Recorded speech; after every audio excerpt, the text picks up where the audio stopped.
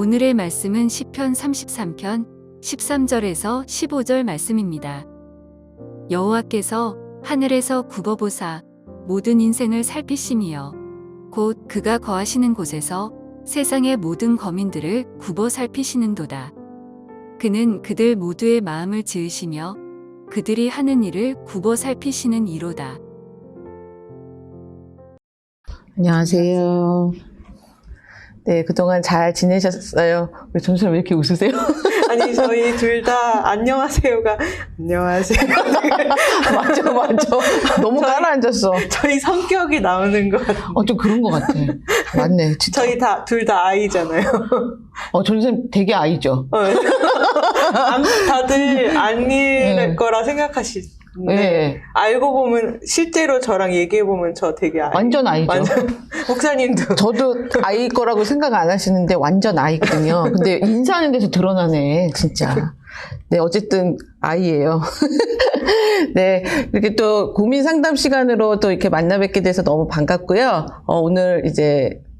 오늘은 대학생 그리고 직장인 자녀를 둔 그 사연 두 가지를 소개해 드리려고 합니다. 그래서 오늘도 사연을 들으시면서 저 얘기 나랑 비슷한 고민이네 라고 하시는 분들도 분명히 계실 거고요. 그러면 많은 좀 도움이 되셨으면 좋겠습니다. 먼저 첫 번째 사연은 제가 읽고 변호사님 하시면 될 것 같아요. 안녕하세요. 저희 가정은 2014년도에 이곳 캐나다에 오게 되었습니다. 그때 큰딸이 10학년, 동생은 8학년이었습니다. 큰 아이에게는 좀 늦은 감이 있는 유학생활이었지만 다행히도 언어의 장벽과 학업의 어려움을 잘 극복하고 지금은 무사히 대학을 졸업하고 취업을 준비하고 있습니다. 그런 큰아이가 대견하면서도 요즘 걱정이 되는 것이 이성교제에 관한 것입니다. 처음 유학 온 후 하이스쿨 때부터 이성 친구가 있었고 그때는 적극적으로 친구들을 사귀면서 학교 생활, 교우 관계 등 잘 적응을 하는 것 같아 다행이라 생각했었습니다. 하지만 그 후로 제가 본 딸 아이는 하이스쿨 졸업 때까지 이성과의 만남과 헤어짐이 잦고 혼자 상처받아 오는 모습을 자주 보게 되니 속상할 때가 많았습니다. 대학 진학을 해서도 내내 이성 친구는 사귀는 것 같았지만 그 대상이 자주 바뀌는 것 같고 매번 먼저 좋아했다가 실현을 당하는 것 같아 지켜보는 저로서는 마음이 좋지만은 않았습니다. 다소 보수적이었던 저희 세대에는 이해할 수 없는 요즘 세대의 연애 방식이지만 많은 이성을 사귀어보고 알아가는 것이 훗날 배우자를 만나는 데 중요하다고 큰 아이에게 조언은 해주었지만 여전히 만남과 헤어짐을 반복하며 혼자 상처받는 것 같은 딸아이를 보면 속상합니다. 우리 딸 어떤 어려움이 있는 것일까요? 라는 사연을 보내주셨습니다. 엄마로서는 굉장히 속상하겠어요. 그렇죠?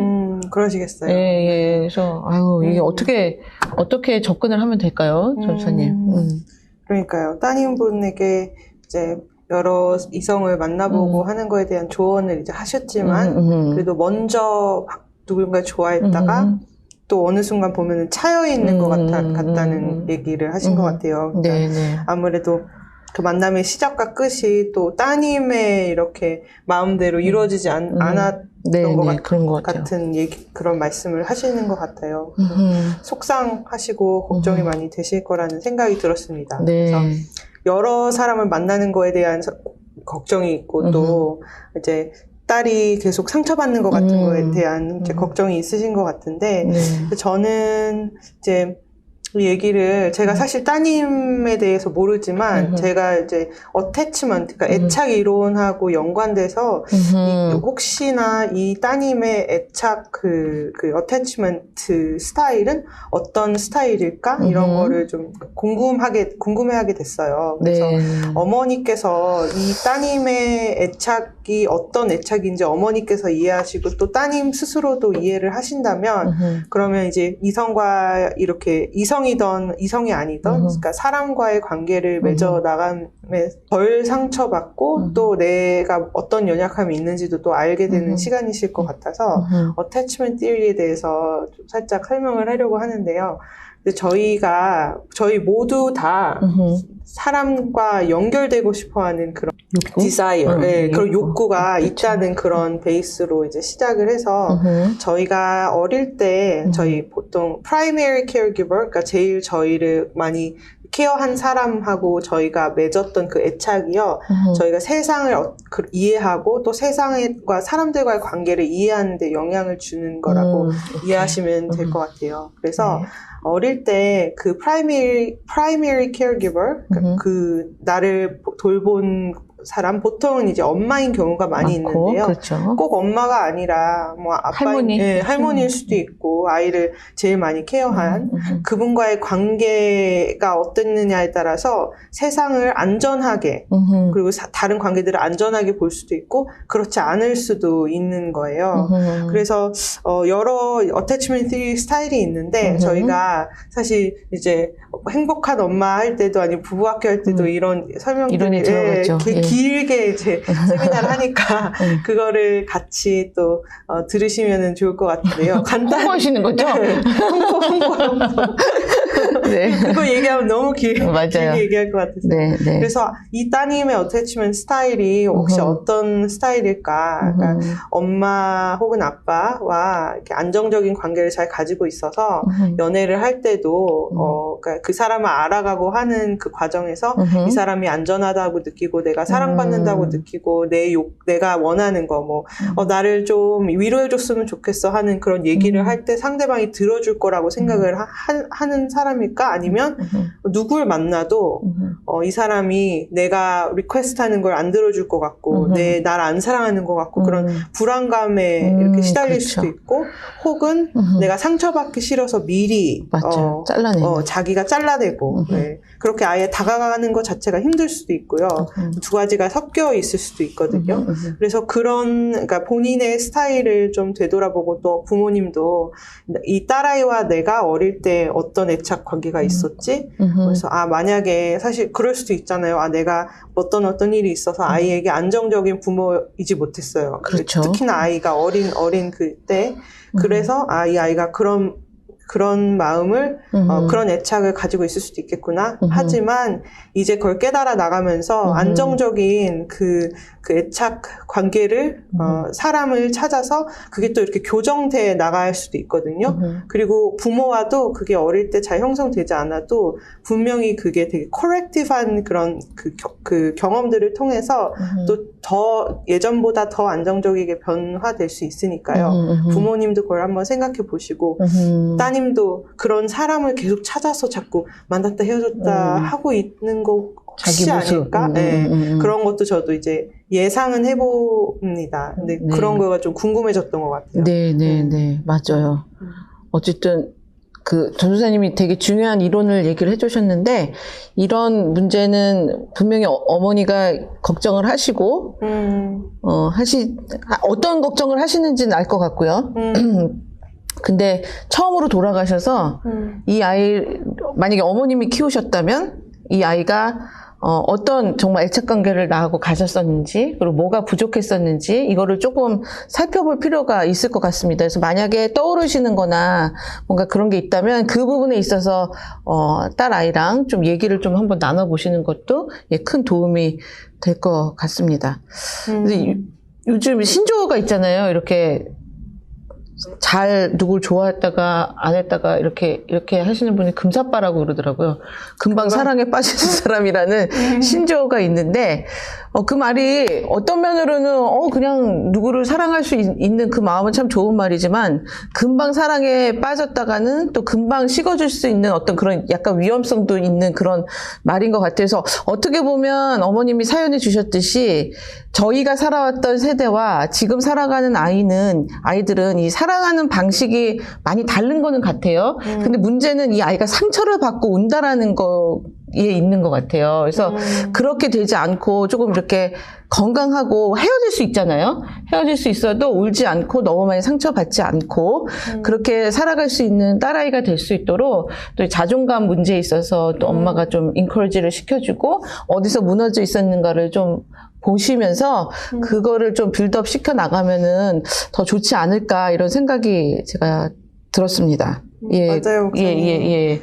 저도 써놓고 제가 말을 안 했는데 잊어버리고 이런 따님의 모습을 문제라고 이렇게 문제라고 생각하고 바라보지 마시고 그 모습을 자꾸 이렇게 용납해주고 얘기를 들어주고 해서 좀 대화의 장을 넓혀가서 부모님과 안정적인 그런 애착을 갖고 또 세상을 그렇게 잘 바라보고 그런 좋은 배우자 만날 수 있도록 같이 해 나가는 대화 그리고 부모와의 그런 교제, 교류 이런 게 되게 중요할 것 같아요. 맞아요.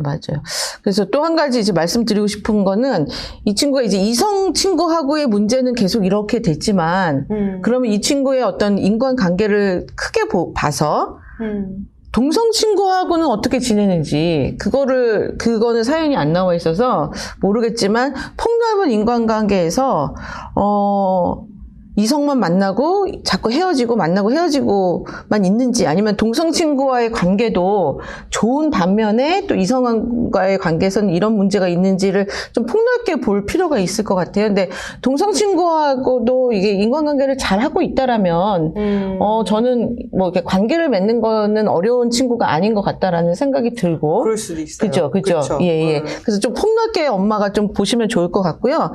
근데 그것도 다 아니고 이성하고의 관계만 너무 이렇게 매여 있다든지 이렇게 되면은 아까 말씀하신 그 어태치먼트 그 이론을 조금 이렇게 찾아보시고 좀 공부를 해보시는 것도 도움이 될 것 같아요. 딸아이를 이해하는데. 그래서 이제 특히 이제 어렸었을 때 이 엄마 아빠의 관계가 어땠는지, 예. 너무 싸우는 모습을 많이 보여주신 건 아닌지, 예. 그리고 또 딸의 문제니까 이 아빠와 딸 관계가 이제 어땠었는지 이것도 조금 한번 보시면 좀 도움이 되겠죠, 전사님? 그럼요. 예. 만약에 다른 여자들, 친구들이나 다른 사람하고는 전혀 관계에 안정적인 관계에 있고 문제가 없는데 이성하고만 그렇다면 아빠에 대한 마음이나 감정 아니면 예전에 한 번 어떤 남자친구를 만났는데 거기 안 좋은 기억이라던가 이런 것들, 그러니까 트라우마처럼 남는 그런 것도 좀 생각해 볼 수가 있겠네요. 네. 그럴 수 있을 것 같아서 어머니가 이렇게 안쓰럽게 생각하고 좀 이렇게 뭐 문제가 있는 거 아닐까라는 생각은 너무 이해가 가지만 한국 부모님들은요 너무 애를 보면 속상하고 안타까운데 그거를 아유 얼마나 힘들어 이렇게 표현을 못 하시고 뭐가 부족해서 이래 이렇게 네가 뭐가 못나서 그래 이렇게 애한테 이렇게 화를 내면서 이제 다가가시는 부모님들이 많아요 사실. 근데 그렇게 되면 아이 마음은 더 다치게 된다는 거 이렇게 더 문을 내려버리니까 그러니까 얼마나 힘들지 엄마가 뭘 도와주면 좋을까 우리 얘기를 해보자라는 그리고 그 딸아이의 마음을 조금 이렇게 한번 짚고 이렇게 딱 이해하는 그 말을 이렇게 던지면서 대화를 좀 많이 하시면 이 딸아이 마음 가운데도 분명히 뭔가가 있긴 있을 텐데 그 마음을 좀 엄마한테 털어놓으면서 이게 문제가 잘 해결이 되지 않을까 점점 좋아지지 않을까 이런 생각이 들었습니다. 예. 그래서 네. 생각해 보실 게 되게 많네요. 그러니까 어머니 공부하셔야 될 것 같고 어태치먼트 티오리 이런 것 좀 찾아보시고 대화도 또 많이 하시고 대화 많이 하시고 또 행복한 가정 만들기 거기도 꼭 등록하셔서 아마 올해는 이미 too late 근데 예, 내년에는 꼭 그런 거 한번 같이 들어보시면 더 많이 도움이 되실 것 같습니다. 예, 감사합니다. 예, 두 번째 사연. 두 번째 사연 제가 읽겠습니다. 고등학교 졸업을 앞두고 있는 아들을 가진 엄마입니다. 어릴 때부터 ADHD 진단을 받았습니다. 학업에 어려움이 많아 약을 복용하라는 의사의 권고를 받았지만 약은 복용하고 있지 않습니다. 이제 곧 대학을 준비해야 하는데 아이는 자신이 ADHD 때문에 공부를 집중해서 하는 것이 어려워 기술을 배우는 학교에 가기 원한다고 하는데 저희 부부는 아이가 다른 자녀들처럼 정규 4년제 대학을 진학하기를 원하고 있습니다. 정규 대학을 가서 공부하려면 약을 복용하지 않고는 학교 공부를 따라갈 수 없을 것 같아서 아이의 뜻을 따라야 할지 아니면 약을 먹으면서 공부를 시켜야 할지 고민이 됩니다. 그리고 무엇보다 앞으로 저희 아이가 ADHD를 가진 채 학교를 가게 되더라도 학업, 친구 관계 등을 잘 해나갈 수 있을지, 더 나아가 아이가 이 세상을 어떻게 살아가야 할지 너무나 걱정이 되어 생각만 해도 잠이 안 올 정도입니다. 어떻게 저희 아이를 도와줘야 할지 조언을 부탁드립니다. 아이고, 사연을 보내주시는 건, 예, 그 내용들이 쉽게 이렇게 해결이 안 되고 마음이 좀 무거워지네요. 예, 예. 근데 ADHD 그러면, 사실 힘들죠. 이런 아이 키우기, 이렇게, 그냥 보통 아이를 키우는 것도 힘든데 이런 아이를 키우는 거 굉장히 힘드셨고, 근데 어쨌든 지금 고등학교 졸업을 앞두기까지 어머니가 굉장히 많이 수고하셨던 거 정말 박수 쳐드리고 싶고요. 근데 이제 더 큰 이제 대학을 가야 되는 이 입장에서 더 고민이 이제 많으실 것 같습니다. 근데 일단 약을 복용하지 않고 있다라는 것에 왜 복용을 하지 않았는지가 조금 궁금하고요.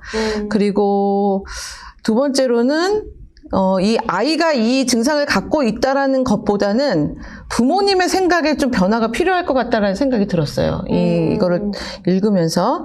그래서 생각을 좀 정리를 하셔야 될 것 같은데, 왜 4년제 대학을 고집하고 있는지, 그리고 그게 왜 그런지 부모의 마음을 좀 들여다봤으면 좋겠다는 생각이 들었어요. 근데 부모는 분명히 이 아이를 위해서라고 얘기하겠지만, 사실 이 아이는 기술을 배우기를 원한다고 그랬었던 것 같은데, 앞쪽에서. 예, 근데, 아이가 원하는 것을 시켜줘도 되는데, 왜 엄마는, 아빠는 4년제 대학을 원하고 있는지.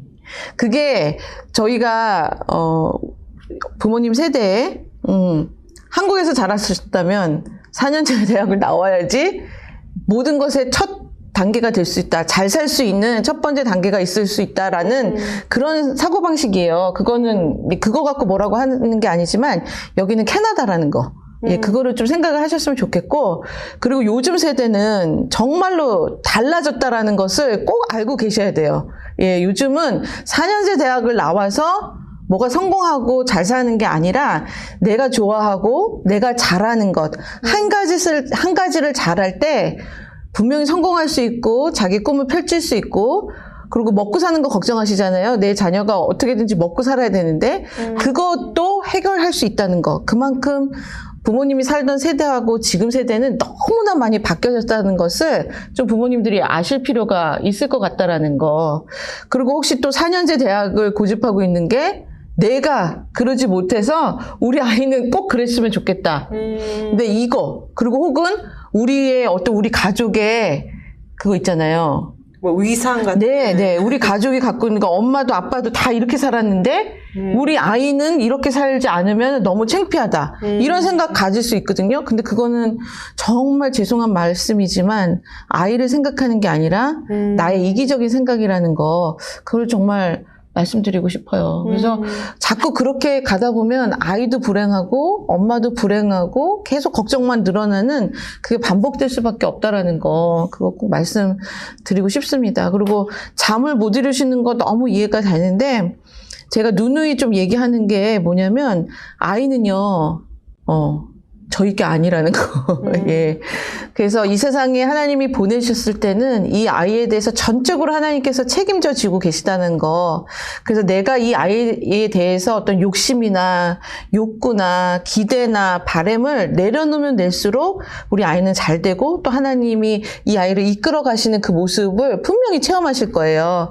그래서 그런 마음을 달라고 기도하시는 것도 이 아이를 키우는데 우리 어머님에게 큰 보탬이 되실 것 같아서, 예, 말씀을 좀 잠깐 나눠봤습니다.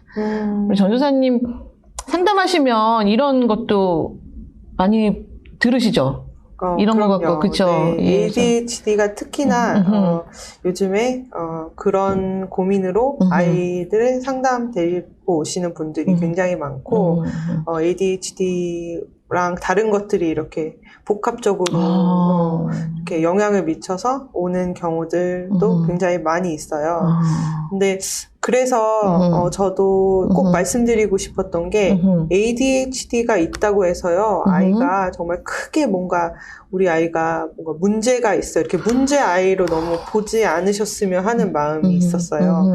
저희가 그 ADHD를 가지고 있어서 그거를 어떻게 하면 잘 본인이 조절할 수 있을지 잘 이렇게 도와주는 거는 분명히 필요한 일인데 근데 정말 약 먹는 것도 저희가 손가락질 해야 될 일이 아니고 그렇지. 필요하다면 약 먹는 것도 그렇지 않고요. 그럼요. 도움이 굉장히 많이 되는 실제로 분들도 그런가요? 예, 약을 먹으면? 사람마다 제가 이렇다라고 말씀드릴 수 없는 게 어떤 약은 되게 효과가 있었고 어떤 건 효과가 없었다고도 하고 어떤 친구들은 굉장히 효과가 좋아서 학업에 도움이 많이 됐다라고 하기도 하는데 또 별로 안 그랬다고 하는 사람들도 있고 해서 그거는 의사와 계속 대화하면서 얘기하면서 예. 그럼 약을 계속 바꿔볼 수도 있는 거죠. 만약에 안 받는 의사가 예, 약의 도세지를 바꾸기도 하고 약을 바꾸기도 하고 해서 의사와 그거는 패밀리 닥터랑 얘기하시면서 하실 일인데요. 근데 절대로 그거를 이렇게 뭔가 약 먹으면 큰일 나는 것 같이 이렇게 많이 맞아요. 생각을 하시는데 아무래도 한국 부모님의 문화인 것 같아요. 문화이고 이거에 너무 의존될까봐 네. 걱정되기도 네. 하실 테고 근데 그것도 충분히 이해도 돼요. 그럴 것 같아서 걱정이 될 수도 근데 있어요. 전수사님 질문이 있는데요. 근데 그 ADHD 약이 중독성이 있어요? 그러니까 이게 그러니까 만약에 의사가 이제 끊어도 된다라고 결정이 됐는데도 아이가 그걸 끊지 못하고 계속 먹어야 된다라고 생각하는 어떤 그런 중독성이 있나요? 제가 본 적은 한 번도 없어요. 오케이, 알겠습니다. 그리고 저는 이제 그런 것도 봤어요. 그러니까 학교 갈 때는 먹고, 일단 방학 때는 안 먹는 거예요. 아예. 그런 경우도 보고. 꾸준히 계속 먹어야 되는 건 아니고? 꾸준히 먹어야 되는 건 맞는데요. 그러니까 그 학교 다닐 때는 꾸준히 먹다가, 방학 때는 그냥 좀 프릴리 놀게 부모님이, 네, 놀 때는 그냥 놀게 하셔서 복용을 안 시키시는 경우도 봤고, 그리고 제가 이제 어른 중에 스스로가 어느 정도 내가 이거 약을 좀 안 먹어도 되겠다. 내가 내 그 성향들을 알아서 이런 걸 좀 컨트롤할 수 있겠다라고 해서 스스로 잘 컨트롤해서 어느 정도 이렇게 줄이다가 끊고 이러는 경우도 보고 해서요. 그러니까 이렇다라고 제가 이제 말씀드릴 수는 없지만 그렇게 부정적이지 않은 긍정적인 그러네요. 경우를 되게 많이 봤어요. 그러네요. 그러니까 염려 안 하셔도 될 것 같아요. 네. 그렇죠. 그리고 약도 약이고 그리고 이제 삶을 살아갈 때요. ADHD가 있으면은 앞으로 막 뭐 직장도 못 구하고 막 그러지 않고 저도 굉장히 그 사회적으로도 아주 성공하신 분들 중에 사실은 어릴 때부터 ADHD를 가지고 있었는데 이렇게 내가 지금 이렇게 바이스 프레지던트까지 해가지고 성공을 했다. 내가 그만큼 열심히 이제 일을 하고, 왜냐면 ADHD가 있다고 해서 일을 못 하는 건 아니거든요. 그렇죠. 네, 그렇죠. 그냥 본인이 좀 더 그 집중하기가 힘들기 때문에, 근데 또 다른 장점이 있을 수도 있고 해서, 그런 거를 잘 알고서 이제 해결해 나가야 되는 건데, 근데 저는 아직도 기억에 나는 게 그분이 얘기하셨던 제일 힘들었던 부분은 어릴 때 진단을 받았기 때문에 그때는 또 옛날 시대잖아요. 그때는 되게 손가락질을 받았다는 거예요. 너는 다른 아이고 너는 이거 뭔가 잘못된 아이처럼 그게 가장 힘들었지. ADHD 자체는 자기가 어느 정도 이렇게 해서 조금 집중을 하고 요때는 이렇게 하고를 좀 배워나가서 괜찮았다고. 또 그분은 이제 약도 드시다가 끊었던 분인데 그런 얘기를 하시더라고요. 그래서 그 문제 아이로 이렇게 생각하시는 그거가 오히려 더 상처가 될 수도 있지 않을까. 그리고 목사님이 말씀하셨듯이 꼭 ADHD 자녀이지만 4년제를 가서 뭐 이렇게 뭐 공부를 하고 이런 거는 저희가 ADHD가 아니라 우리 자녀가 하고 싶어하는 거에 대한 잘 이렇게 용납해 주시는 부분이 있을 것 같아가지고 네, 그리고 진짜 트레이드나 아니면 이런 그런 기술 배워서 정말 훨씬 잘 완전 네, 돈도 잘 벌고 뭐 되게 잘 사는 떳떳하게 네, 그런 사람들이 너무 많고 이미 이 아이가 이 사연에서 나온 거를 보면 자기가 어느 정도 나는 공부보다는 이게 훨씬 낫겠다라고 본인이 좀 결정을 한 것 같아요. 맞아요, 생각을. 맞아요. 얼마나 훌륭해? 네, 그것도 되게 그렇구나. 너가 이렇게 실제로 앉아가지고 공부하는 이런 것보다는 다른 일거 하는 게 좋겠다고 결정을 했구나. 그럼요. 이러면 되게 잘 이렇게 이렇게 리스펙트 해주시고, 근데 또 훗날에 그렇다 그래서 본인이 또 자기가 공부를 더 안 할 거라는 것도 아니에요. 맞아, 그건 모르는 또 거죠. 하다 보면은 네. 자기가 다른 거를 하고 싶어서 뭐를 공부를 하겠습니다라고 말할 수도 있는 거니까 맞아요, 이게 맞아요. 꼭 4년제를 보내야 되는 게 아니라 그냥 하고 싶은 거에 대한 응원 이런 생각이 좀 들었어요. 근데 네. 염려가 계속 많이 되시죠. 약도 염려되고 그러니까, 미래도 염려되고 염려되고, 못 네. 따라갈까봐 염려되고 뭐 낙오될까봐 염려되고 이런 걱정이 많이 되실 것 같아요. 이해도 네, 되고. 이해도 되죠. 예, 이해되죠. 맞아요. 예. 모든 염려는 주께 맡기라. 주가 그러니까요. 돌보시니. 찬양 한번, 전선생님 한번. 시간 될 때. 저 인트로버트 아이라. 갑자기 하는 거 못해. 아이고. 네.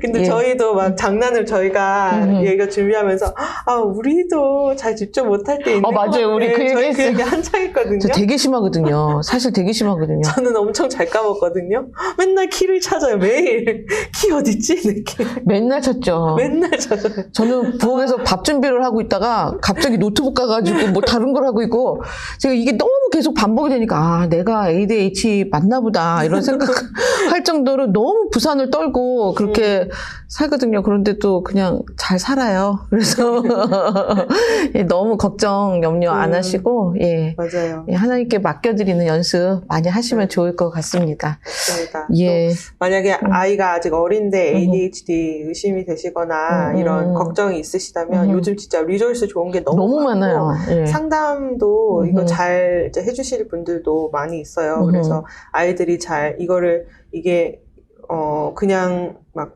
병이어서, 그러니까 잘못된 거여서 계속 suffer 해야 되는 그런 게 아니라 그러니까. 루틴도 잘 만들고 그리고 집중하기 힘들면 집중할 수 있는 방법들도 같이 찾고 이래서 훨씬 이렇게 아이가 삶을 잘 이렇게 자유롭고 이렇게 지혜롭게 살아가는데 도움이 될 만한 게 많이 있으니까요. 너무 염려 마시고 주변에 그런 도움 찾아가시는 게 좋을 것 같아요.